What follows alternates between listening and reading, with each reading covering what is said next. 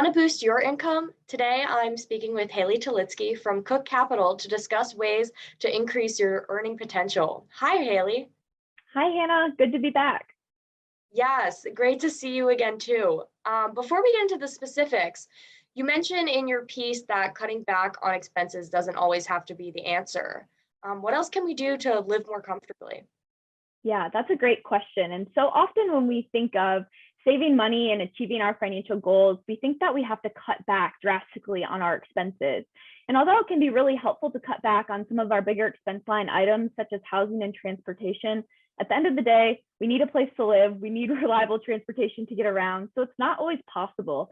And especially lately, as the cost of everything has really seemed to skyrocket, it's not as easy as before to just cut things out of our expense budget. So in order to do that, you want to reevaluate your budget, but it's a lot easier to actually increase your income because your earning income opportunity is endless. And so that's really exciting. It's a lot easier to actually increase your income than it is to cut everything out of our expenses. So this article shares 4 different ways that you can increase your income. Great. Well, the first tip you mentioned is to negotiate a raise. That can seem a bit daunting. So, how can one start? Definitely. It can seem daunting, but it doesn't have to be. And the way to be more confident is to come prepared to that meeting. And so you want to start out by doing your market research. So there's different resources in the article, but do a Google search and kind of see what someone who's in a similar role to you is making, what kind of benefits that they're receiving.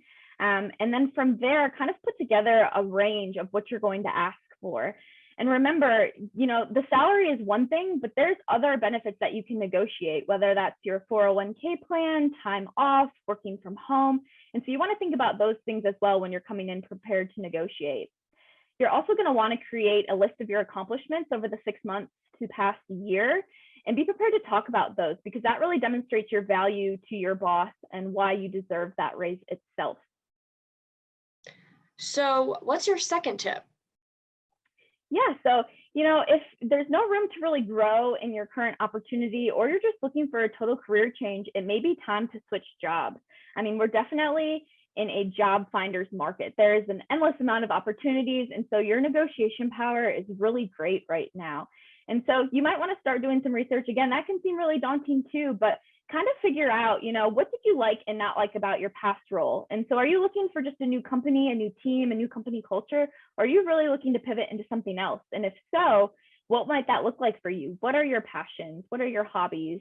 And from there, just kind of doing the research. Interviewing can be really long. It can be really stressful, but staying optimistic and really open-minded when it comes to the interview process and understanding what your non-negotiables are. So what are you looking to get out of that company? What, bottom line, what are you willing to accept? And then going from there. So, your next tip mentions starting a side hustle. What are some of the opportunities people can take advantage of? This seems like all the craze nowadays, especially with technology and working from home and people having more time back in their schedule. And this is probably one of the easiest ways to get started. So just thinking about what are your skills, what are your hobbies, and how can you really monetize them? Is there something that you can teach others? Do you like using technology? Do you like using your hands for projects? But I mean, there's an endless amount of things that you can do, whether that's online tutoring, being an Uber driver, walking dogs. I mean, there's so many ways to increase your income. And even if it's just a couple $100s a week or a month, that's a lot of extra money that you can use in your budget to achieve your financial goals. So, we've talked about 3. What's your last tip? Yeah, so the last tip is a little bit longer of a process and requires more effort, but it's creating 1 or more passive income streams. And passive income is really great because day to day, you're not putting in a lot of effort, but you're still receiving income to yourself. And so it's really great, but it takes a lot of time upfront to figure out what you want to do and to build up the assets or the product to actually earn that passive income. So really think about that before you dive in. But a lot of people nowadays are building products that they're selling. You can launch YouTube tutorials or courses, ebooks. I mean, there's an endless amount of opportunity there as well.